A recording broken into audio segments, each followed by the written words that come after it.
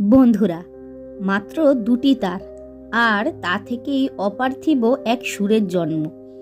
আজ আমরা দেখব চীনের হাজার হাজার প্রাচীন ও ঐতিহ্যবাহী বাদ্যযন্ত্র এরহু তৈরির সেই অবিশ্বাস্য নিখুঁত এবং ধৈর্যশীল শিল্পকর্ম।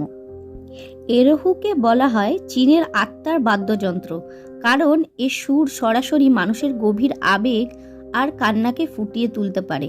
কিন্তু এই জাদুকারী সুরের আড়ালে লুকিয়ে থাকে কুশলী কারিগরদের বছরের পর বছর ধরে শেখা এক প্রাচীন সাধনা। এই বাদ্যযন্ত্র তৈরির প্রথম এবং সবচেয়ে গুরুত্বপূর্ণ ধাপ হল সঠিক কাঠ নির্বাচন। সাধারণত অত্যন্ত মূল্যবান চন্দন বা লাল মেহগিনি কাঠ এতে ব্যবহার করা হয়। বংশ পরম্পরায় চলে আসা আদিম পদ্ধতিতে কারিগররা হাতুড়ি আর ছেনি দিয়ে অত্যন্ত নিখুঁতভাবে কাঠের প্রতিটি অংশ খোদাই করেন। এরহুর মূল অংশ হল এর অনন্য সাউন্ড বক্স।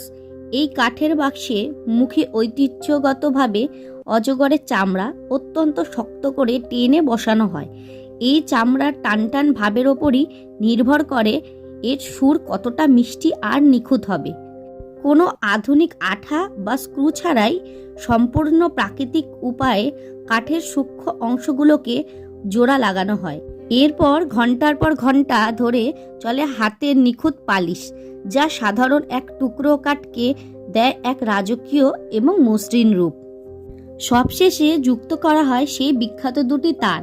কারিগর কোনো আধুনিক যন্ত্র ছাড়াই শুধুমাত্র নিজের কান আর অভিজ্ঞতার ওপর ভরসা করে এর ফাইন টিউনিং বা সুর মেলানোর কাজ করে। প্রতিটি সূক্ষ্ম কম্পন পরীক্ষা করে তবেই তৈরি হয় একটি সম্পূর্ণ এরহু। সবশেষে যুক্ত করা হয় সেই বিখ্যাত দুটি তার আর ঘোড়ার লেজের চুল দিয়ে তৈরি ধনুক বা বউ।